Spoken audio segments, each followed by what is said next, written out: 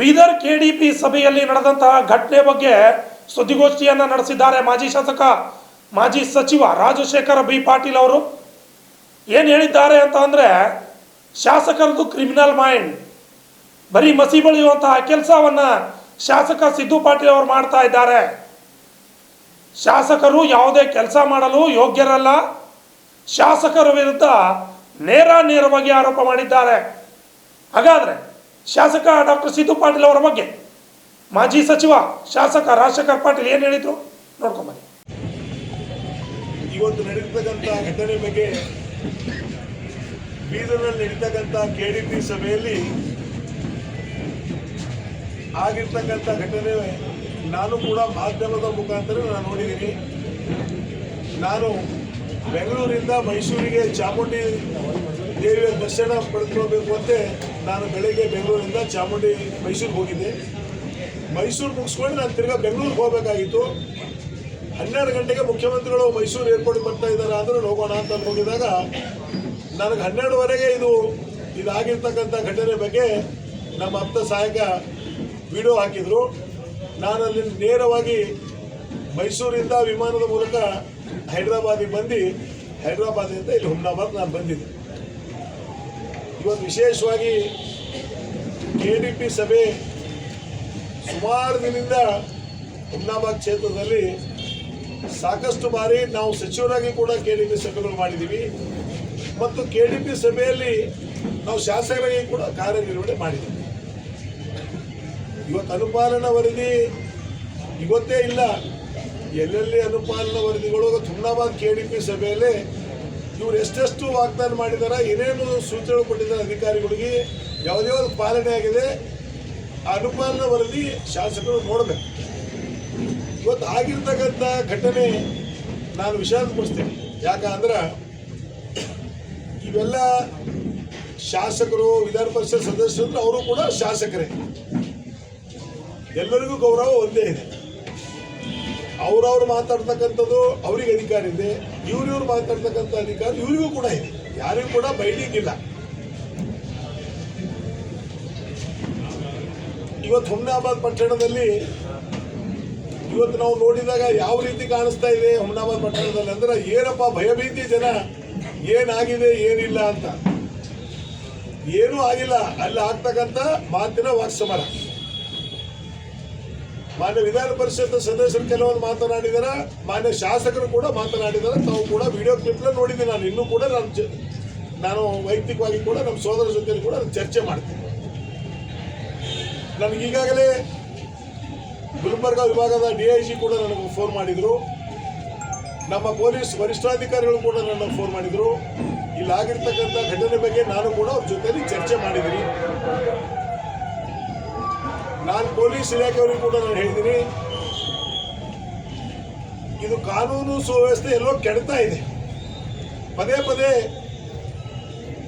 ನೀವು ನೋಡಿದಿರಬೇಕು, ಹಿಂದೆ ಕೂಡ ಶಾಸಕರು ಎಲ್ಲೆಲ್ಲಿ ಕಾರ್ಯಕ್ರಮಗಳಿಗೆ ಹೋಗ್ತಾರ, ಅಲ್ಲೆಲ್ಲಿ ಕಾರ್ಯಕ್ರಮಗಳಲ್ಲಿ ದಮ್ಮು ತಾಕತ್ತು ಅದ್ರ ಬಗ್ಗೆನೇ ಮಾತಾಡ್ತಾ ಇದ್ದಾರೆ. ಪಾಪ ಒಂದ್ ಕಡೆ ಅಭಿವೃದ್ಧಿ ವಿಷಯ ಬೇರೆ ಕಡೆ ಉಳಿತು, ದಮ್ಮು ತಾಕತ್ ಬಗ್ಗೆನೇ ಮಾತಾಡ್ತಾ ಇದ್ದಾರೆ. ಇವತ್ತು ನಾನು ಇಷ್ಟೇ ಹೇಳಕ್ ಇಚ್ಛೆ ಪಡ್ತೀನಿ, ಇವತ್ತು ನಾವೆಲ್ಲ ಒಂದು ದೊಡ್ಡ ಜವಾಬ್ದಾರಿ ಸ್ಥಾನದಾಗಿದ್ದೀವಿ. ಆ ದೊಡ್ಡ ಜವಾಬ್ದಾರಿ ಸ್ಥಾನ ನಾವು ಬೇರೆಯವ್ರಿಗೆ ಇರ್ತಕ್ಕಂಥ ಕ್ಷೇತ್ರದ ಮಹಾಜನತೆ 2,60,000 70,000 ಮತದಾರರಿದ್ದಾರೆ, ಮತದಾರ ಪ್ರಭುಗಳು. ಇವತ್ತು ನಮಗೇನು ಮನ್ನಣೆ ಕೊಟ್ಟು ಗೆಲುವು ಸೋಲು ಅದು ಬೇರೆ ವಿಚಾರ. ನಮ್ಮಲ್ಲಿ ಏನು ಮತದಾರ ಮಾಡಿದಾರ, ನಾವು ಅವ್ರ ಬಗ್ಗೆ ಚಿಂತನೆ ಮಾಡ್ತಕ್ಕಂಥದ್ದು, ನಾವು ಏನು ಮಾಡ್ತಾ ಇದ್ದೀವಿ ಇವತ್ತು ಅವ್ರ ಬಗ್ಗೆ ಯಾವುದೂ ಚಿಂತನೆ ಇಲ್ಲ. ತಾವು ನೋಡಿ, ಹುಮ್ನಾಬಾದ್ ಕ್ಷೇತ್ರ ಈ ಕಳೆದ 2.5 ವರ್ಷದಲ್ಲಿ ಯಾವ ಗತಿಗೂ ನಡೀತಾ ಇದೆ, ಏನು ಅಭಿವೃದ್ಧಿ ಆಗಿದೆ 2.5 ವರ್ಷದಲ್ಲಿ ಹುಮ್ನಾಬಾದ್ ಪಟ್ಟಣದಲ್ಲಿ. ಶಾಸಕರು ಮತ್ತು ಶಾಸಕರ ಸೋದರರು ಬಹಳಷ್ಟು ಅಭಿವೃದ್ಧಿ ಆಗಿದೆ. ನಾನು ಧೈರ್ಯವಾಗಿ ಹೇಳಕ್ಕೆ ಇಚ್ಛೆ ಪಡ್ತೀನಿ, ಇವತ್ತು ಹುಮ್ನಾಬಾದ್ ಕ್ಷೇತ್ರದಲ್ಲಿ ನಡೀತಕ್ಕಂಥ ಕಾಮಗಾರಿಗಳು ಎಲ್ಲನೂ ಕೂಡ ಶಾಸಕರು ಸೋದರರು ಅವರೇ ಮಾಡ್ತಕ್ಕಂಥ ಇವೆಲ್ಲ ಕಾರ್ಯಗಳು ಮಾಡಿ. ಅದು ಸರ್ಕಾರ ಇದೆ, ಅದ್ರ ಬಗ್ಗೆ ತೀರ್ಮಾನ ಮಾಡುತ್ತೆ. ಎಲ್ಲಿ ಕಳಪೆ ಮಟ್ಟದ ಕಾಮಗಾರಿ ಆಗಿದೆ ಅದ್ರ ಬಗ್ಗೆ ಅಧಿಕಾರಿಗಳು ಬರ್ತಾರ, ವೀಕ್ಷಣೆ ಮಾಡ್ತಾರ. ಅದ್ರ ಬಗ್ಗೆ ಕೂಡ ನಮ್ಮ ತಕರಾರಿಲ್ಲ.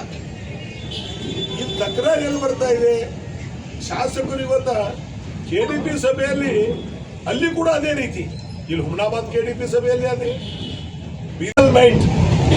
ನಿಮಗೆ ಹೇಳಕ್ ಇಚ್ಛೆ ಪಡ್ತೀನಿ ಮಾಧ್ಯಮ ಸ್ನೇಹಿತರೆ, ಈ ಶಾಸಕರು ಕರ್ತವ್ಯ ಕೆಲಸ ಏನು ಅಂಬೋದು, ಶಾಸಕರು ಅಂತ ಏನು ದೊಡ್ಡ ಹೆಸರಿದೆಯಲ್ಲ ಅದಕ್ಕೆ ಇವರು ಮಸಿ ಹಸ್ತಕ್ಕಂಥ ಕೆಲಸ ಮಾಡ್ತಾ ಇದ್ದಾರೆ. ಅದು ಗೌರವವಾದಂಥ ಸ್ಥಾನ. ಇವತ್ತು ನಾವು ಎಲ್ಲಿ ವಿಧಾನಸೌಧದಲ್ಲಿ ನಾವು ಎಲ್ಲಿ ಕುಡಿರ್ತೀವಿ, ಅದು ಒಂದು ದೇವಸ್ಥಾನ ಇದ್ದಾಗ. ಆ ದೇವಸ್ಥಾನದಲ್ಲಿ ಹೋದಾಗಾದ್ರೂ ಕೂಡ ನಾವು ಸತ್ಯವೇ ಜಯತೆ, ನಾವು ಸತ್ಯ ಮಾತಾಡ್ತಕ್ಕಂಥ ಮಾಡೋದು ಪ್ರಯತ್ನ ಮಾಡಬೇಕು. ಆದ್ರೆ ಅದು ಯಾವುದೂ ಇಲ್ಲ ಶಾಸಕರು ಬಂದು ಬರೇ ಕ್ರಿಮಿನಲ್ ಮೈಂಡು, ಎಲ್ಲೆಲ್ಲಿ ಏನೇನು ಮಾಡಬೇಕು ಅದ್ರ ಬಗ್ಗೆ ಮಾತನಾಡ್ತಾ ಇದ್ದಾರೆ. ಮಾತಾಡಿ, ಇವತ್ತು ಎಲ್ಲೆಲ್ಲಿ ಸರ್ವೆ ಮಾಡಬೇಕು ಸರ್ವೆ ಮಾಡಲಿ, ಅದಕ್ಕೆ ನಮ್ಮ ಸಹಕಾರ ಇದೆ. ನೀವು ಹಿಂದೆನೂ ಕೂಡ ನಾನು ಹೇಳಕ್ಕೆ ಇಚ್ಛೆ ಪಡ್ತೀನಿ, ವೀರಣ್ಣ ಪಾಟೀಲ್ದು ಲಾಸ್ ಬಗ್ಗೆ ತೆಗೆದರು, ರಾಜಶೇಖರ್ ಪಾಟೀಲ್ ಭೀಮಾ ಸೋಟಲ್ ಬಗ್ಗೆ ತೆಗೆದರು, ಅನೇಕ ಬಾರಿ ತೆಗೆದರು. ಒಂದ್ಸಲ ನಮ್ಗೆ ಅವ್ರಿಗೆ ವಾದ ವಿವಾದ ಆಯಿತು ಶಾಸಕರಿಗೆ. ನಾನು ಹೇಳಿದೆ ವೀರಭದ್ರೇಶ್ವರ ದೇವಸ್ಥಾನದೊಳಗೆ ಪ್ರಮಾಣ ಮಾಡೋಣ ಇಂಥ ತಾರೀಕು ಅಂತ ನಾನು ಅವರಿಗೆ ಡೇಟ್ ಕೊಟ್ಟೆ. ಶಾಸಕರು ಫಲಾನೆ ಮಾಡಿದ್ರು. ನಾನು ಅವತ್ತಿನ ದಿವಸ ವೀರಭದ್ರೇಶ್ವರ ದೇವಸ್ಥಾನಕ್ಕೆ ಹೋಗಿ ಶಾಸಕರಿಗೆ ಫೋನ್ ಮಾಡಿದೆ. ಅವರೆಲ್ಲೋ ಇದ್ದರು, ಫೋನ್ ಎತ್ತಿದ್ರು. ಮತ್ತೆ ಆಮೇಲೆ ಫೋನ್ ಮಾಡಿದ್ರು. ನಾನು ಭಾಳ ಗೌರವ ಕೊಟ್ಟು ಹೇಳಿದವ್ರು ಶಾಸಕರೇ, ಮತ್ತು ತಾವು ವೀರಭದ್ರೇಶ್ವರ ದೇವಸ್ಥಾನ ಇಲ್ಲಿಲ್ಲ, ನಾನು ಬೆಂಗಳೂರಲ್ಲಿ ಇದ್ದೀನಿ, ನಾನು ಅದು ಇದ್ದೀನಿ ಅಂತೇಳಿ ಬರೇ ಹಿಟ್ ಆ್ಯಂಡ್ ರನ್ ಯಾವುದಕ್ಕೂ ಕೂಡ ಇದೆಯಲ್ಲ. ಇವತ್ತಿಲ್ಲಿ ಕಾರ್ಖಾನೆಗಳ ಪರಿಸ್ಥಿತಿ ಏನಿದೆ, ಕಾರ್ಖಾನೆಗಳ ಜೊತೆ ಶಾಮೀಲ್ ಯಾರಿದ್ದಾರೆ ಮಾಡಲಿ, ವೀರಭದ್ರೇಶ್ವರ ಪ್ರಮಾಣ ಮಾಡಲಿ, ಯಾರು ಶಾಮೀಲ್ ಇದ್ದಾರೆ ಅನ್ನೋದು. ಯಾರು ಜನರಿಗೆ ತಪ್ಪು ದಾರಿಗೆ ಐತಕ್ಕಂಥ ಕೆಲಸ ಮಾಡ್ತಾ ಇದ್ರಿ, ದಯಮಾಡೋದು ಮಾಡಬೇಡಿ. ಇವತ್ತು ಕಾರ್ಖಾನೆಗಳ ಪರಿಸ್ಥಿತಿ ಏನಿದೆ, ಜನ ಶಾಪ ಆಗ್ತಾ ಇದ್ದಾರೆ. ಇಡೀ ಹುಮ್ನಾಬಾದ್ ಕ್ಷೇತ್ರ ಇವತ್ತು ಗಡವಂತಿ, ಮೋಲ್ಕ್ಯಾರ, ದುಮ್ಮನ್ಸೂರ್, ಬಸಂತಪುರ್, ಎಲ್ಲ ಮಾಣಿಕ್ ನಗರ್ ಎಲ್ಲ ಪರಿಸ್ಥಿತಿ ಏನಿದೆ, ಏನಿಲ್ಲ ಪಾಪ. ಇವತ್ತು ಇಂಥದ್ದು ಇಶ್ಯೂ ಎಲ್ಲ ಬಿಟ್ಟರು ಪಾಪ. KDPಯಲ್ಲಿ ಇದ್ರದ್ದು ಏನಾಯಿತು, ಈ ಒಬ್ಬ ಅದ್ರದ್ದು ಏನು ಮಾಡ್ತಾ ಇದ್ದೀನಿ. ನಾನು ಜಿಲ್ಲಾ ಉಸ್ತುವಾರಿ ಈ ಸಚಿವರಿಗೆ ಹೇಳಕ್ಕೆ ಇಚ್ಛೆ ಪಡ್ತೀನಿ, ಒಂದು ಸಲ ಅದ್ರ ಬಗ್ಗೆ ಚರ್ಚೆಗೆ ಅವಕಾಶ ಕೊಡಿ. ವಿಧಾನ ಪರಿಷತ್ತಿನ ಸದಸ್ಯರಿಗೆ, ಶಾಸಕರಿಗೆ ಇಲ್ಲ ಪ್ರತ್ಯೇಕವಾಗಿ ಸಭೆ ಮಾಡಿ ಮಂತ್ರಿಗಳೇ. ಅವ್ರದ್ದು ಏನಿದೆ, ನಮ್ಮದು ಏನಿದೆ, ಇವ್ರದ್ದು ಏನಿದೆ ಪೂರ ಬಿಚ್ಚಿಡ್ತಕ್ಕಂಥದ್ದಾಗಲಿ. ಪೂರಾ ಇಡೀ ಹುಮ್ನಾಬಾದ್ ಕ್ಷೇತ್ರ, ಇಡೀ ರಾಜ್ಯದ ಜನ ನೋಡಲಿ ಏನಿದೆ ಏನಿಲ್ಲ ಅಂಬೋದು. ಅದಕ್ಕೂ ನಾವು ತಯಾರು. ಇವತ್ತ ಅವರೆಲ್ಲ ಹೇಳ್ತಾ ಇದ್ದಾರೆ, ಇವತ್ತು ಅವರು ಲಾಜಿಂಗ್ ಕಟ್ಸಿದಾರ, ಎಷ್ಟು ಜಾಗ ಹೊಡೆದಿದ್ರೆ ಅವ್ರಿಗೆ ಗೊತ್ತಿಲ್ವಾ? ಸರ್ವೆ ಆಗ್ಬೇಕಾ? ಬೇರೆಯವ್ರ ಬಗ್ಗೆ ಬಳ ಮಾಡ್ತಾ ಇದಾರ. ನಿಮ್ದಲ್ಲಿ ಫಸ್ಟ್ ನಿಮ್ಮಿಂದ ನೋಡಿ, ನಾವು ಯಾವುದೇ ಒಂದು ದೊಡ್ಡ ಸ್ಥಾನದಲ್ಲಿ ಇದ್ದಾಗ ಅದು ನಮ್ಮಿಂದ ಪ್ರಾರಂಭ ಆಗಬೇಕು. ನಾವೇನಾದ್ರೂ ತಪ್ಪು ಮಾಡಿದ್ರೆ ನಮಗೆ ಮೇಲೆ ಡಿಸ್ಮೆಂಟಲ್ ಮಾಡಬೇಕು, ಆಮೇಲೆ ಬೇರೆಯವ್ರಿಗೆ ಹೋಗ್ಬೇಕು. ನಾವು ಕರೆಕ್ಟ್ ತಾನೆ? ಮೊದಲು ನಿಮಗೆ ಪ್ರಾರಂಭ ಮಾಡಿ. ನಾಳೆ ನೀವು 20 ಫೀಟು 10 ಫೀಟು 1 ಫೀಟು ಮುಂದೆ ಬಂದಿದ್ರಿ, ನಾಯಿ ಹೊಡಿತಕ್ಕಂಥ ಕೆಲಸ ಮಾಡಿ. ಆಮ್ಯಾಗ ಹೇಳಿ ಯಾರು ಎಲ್ಲಿ ಒತ್ತುವರಿ ಮಾಡಿದಾರ, ನಿಮ್ದು ಆಗಿದ ತಕ್ಷಣವೇ ಅದು ಕೂಡ ಡಿಸ್ಮೆಂಟಲ್ ಮಾಡಿಸಿ ಇಮಿಡಿಯೇಟ್.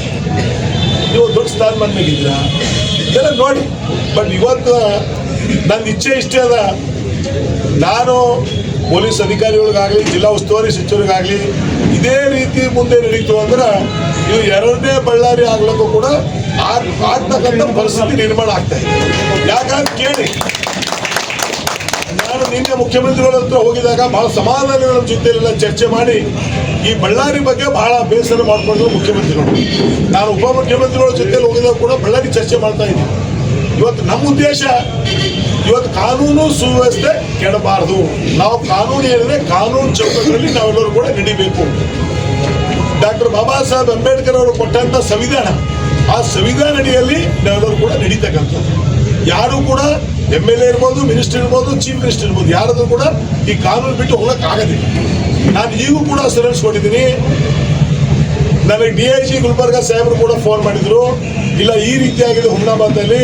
ಮತ್ತು ನಮ್ಮ ಪೊಲೀಸ್ ವರಿಷ್ಠಾಧಿಕಾರಿಗಳು ಅವರು ಕೂಡ ಪಾಪ ಹೇಳಿದ್ರು, ಈ ರೀತಿ ಆಗಿದೆ ಸರ್, ಈ ರೀತಿ ಆಗಿದೆ. ನಾನು ಕೂಡ ಹೇಳಿದೆ, ಸರ್ ನಾವು ಯಾವುದು ಕಾನೂನು ಸುವ್ಯವಸ್ಥೆ ನಾವು ಮುರಿಯೋದಿಲ್ಲ, ನಿಮ್ಮ ಕಾನೂನು ನಾವು ಪಾಲನೆ ಮಾಡ್ತೀವಿ, ಕಾನೂನು ಗೌರವ ಕೊಡ್ತೀವಿ, ನಾವು ಯಾವುದು ಕಾನೂನು ಕೈಯಲ್ಲಿ ತಗೋದಿಲ್ಲ.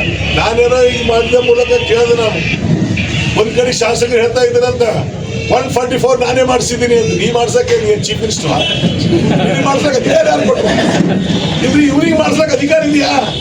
ಮಾಧ್ಯಮ ಕ್ಷೇತ್ರ ಇದೇನಪ್ಪ 144 ಮಾಡ್ತಕ್ಕಂಥದ್ದು ತಹಸೀಲ್ದಾರ್. SP DC ಅವ್ರಿಗೆ ಮಾಡ್ತಕ್ಕಂಥ ಅಧಿಕಾರ. ಈಗ ನಾನು ಎಕ್ಸ್ ಮಿನಿಸ್ಟರ್ ಇದ್ದೀನಿ, ನಮ್ಮ ಇಬ್ಬರು ತಮ್ಮರ ಸೋದರ MLC ಅಂದ್ರೆ ನೀವು 144 ಮಾಡಿದ್ರೆ 145 ಮಾಡೋಕ್ಕಾಗ್ತದ? 144 ಎಲ್ಲಿ ಕಾನೂನು ಸುವ್ಯವಸ್ಥೆ ಕೆಡ್ತದ ಆ ಕಾನೂನು ಸುವ್ಯವಸ್ಥೆ ಕೈವರೆಗೆ ಬರುವವರೆಗೆ ಅದು ಮಾಡ್ತಕ್ಕಂಥ ವ್ಯವಸ್ಥೆ ಅದು ಅವ್ರಿಗೆ ಬಿಟ್ಟಿದೆ. ಅದಕ್ಕೆ ನಾನಿವತ್ತು ತಮ್ಮ ಮೂಲಕ ಶಾಸಕರಿಗೆ ಹೇಳಕ್ಕೆ ಇಚ್ಛೆ ಪಡ್ತೀನಿ, ನೀವು ಎಲ್ಲಿವರೆಗೆ ನಾವು ನಿಮ್ಮ ಇದಕ್ಕೆ ಬರೋದಿಲ್ಲ, ಬಟ್ ನೀವು ಮುಂದೆ ಇದೇ ರೀತಿ ನಡ್ಕೊಂಡು ಹೋದರೆ ಇದ್ರ ಮಾತು ಬಹಳ ದೊಡ್ಡ ಮಟ್ಟದಲ್ಲಿ ಇದಕ್ಕೆ ಉತ್ತರ ಕೊಡಬೇಕಾಗ್ತದೆ. ಅದು ಮಾತ್ರ ಗ್ಯಾರಂಟಿ. ಅದಕ್ಕೆ ನಾವೆಲ್ಲಿ ಕೂಡ ತಪ್ಪು ಮಾಡಂಗಿಲ್ಲ. ಅವ್ರು ತಪ್ಪು ಮಾಡಿ ಪದೇ ನಮ್ಮ ಮ್ಯಾಗ ಬೀಳ್ತಾ ಬಂದ್ರು ಅಂದ್ರೆ ಈಗ ನೋಡಿ, ಮನುಷ್ಯ ಎಲ್ಲಿವರೆಗೆ ಕಾಯ್ತಾನೆ ಇಲ್ಲಿವರೆಗೆ ಕಾಯ್ತಾನೆ. ಇದ್ರ ಬಾದ್ ಮುಂದೆ ಬಂದ್ರೆ ಏನೂ ಕಾಯಕ್ಕಾಗಲ್ಲ. ನಾವಾಗ ಏನು ಮಾಡೋದಿಲ್ಲ. ಅವರಾಗೆ ಕಾಲು ಎತ್ಕೊಂಡು ನೀವು ನೋಡಿದ್ರಿ, ಮೊನ್ನೆ ಚುಡುಗುಪ್ಪ ಅದರ ಒಂದು ಕಾರ್ಯಕ್ರಮ ಮಾಡಿದ್ರು. ಪಾಪ ಮುದುಳಿ ಹಿಡ್ಕೊಂಡು ಇನ್ಸ್ಪೆಕ್ಷನ್ಗೆ ಹೋಗ್ಯಾರ ಮಾನ್ಯ ಶಾಸಕರು. ನನಗನ್ನಿಸ್ತದೆ ರಾಜ್ಯದಲ್ಲಿ 224 ಶಾಸಕರು, ಈ ಶಾಸಕ ಬೇರೆ 223 ಮಂದಿ ಬೇರೆ. ಇವ್ರು ಇನ್ಸ್ಪೆಕ್ಷನ್ಗೆ ಹೋಗಿ ಖುಷಿ ಅಂದ್ರೆ ಅವು ಎಷ್ಟು ಮೆಡಲ್ ಹಾಕ್ಯದ, ಎಲ್ಲಿ ಕಮ್ಮಿ ಹಾಕಿದ್ರು ನನಗೆ ಎಷ್ಟು ಪರ್ಸೆಂಟೇಜ್ ಬಂತು, ಅದಕ್ಕೆ ಏನು ಗೊತ್ತಿಲ್ಲ. ನನಗೆ ಖುಷಿ ಸಂಕಟ ಇದೆ. ಇನ್ಸ್ಪೆಕ್ಷನ್ ಖುಷಿ ನಾನಂತೂ ನೋಡಿಲ್ಲಪ್ಪ. 20 ವರ್ಷ MLA ಕೆಲಸ ಮಾಡಿದ್ದೆ. ಅದಕ್ಕೆ ಇನ್ನೂ ಸಾಕಷ್ಟು ವಿಚಾರಗಳು ಇವತ್ತ ಇದಕ್ಕೆ ನಾನು ಮಾತಾಡೋದಕ್ಕೆ ಡೆಲಿಟ್ ಆಗೋದು ಬೇಡ.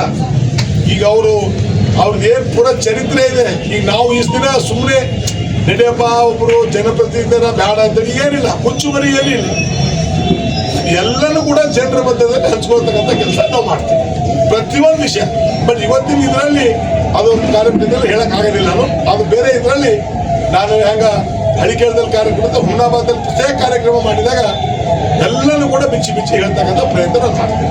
ನಾನು ಇಷ್ಟೇ ಹುಮ್ನಾಬಾದ್ ನಾಗರಿಕರಲ್ಲಿ ವಿನಂತಿ ಮಾಡ್ತೀನಿ, ಇದೇನು ರಾಜಕೀಯ ದೋಷದಿಂದ ಇವತ್ತೇನು ಶಾಸಕರು ಈಗ ಅವ್ರಿಗೆ ಏನಾಗಲ್ಲ ನನಗೆ ಗೊತ್ತಿಲ್ಲ. 2023ರಿಂದ ಏನು ಬದಲಾವಣೆ ಆಗಿದೆ ಆ ವೀರಭದ್ರೇಶ್ವರಿಗೆ ಕೊನಪ್ಪ ನನಗಾರು ಗೊತ್ತಾಗಲ್ಲ.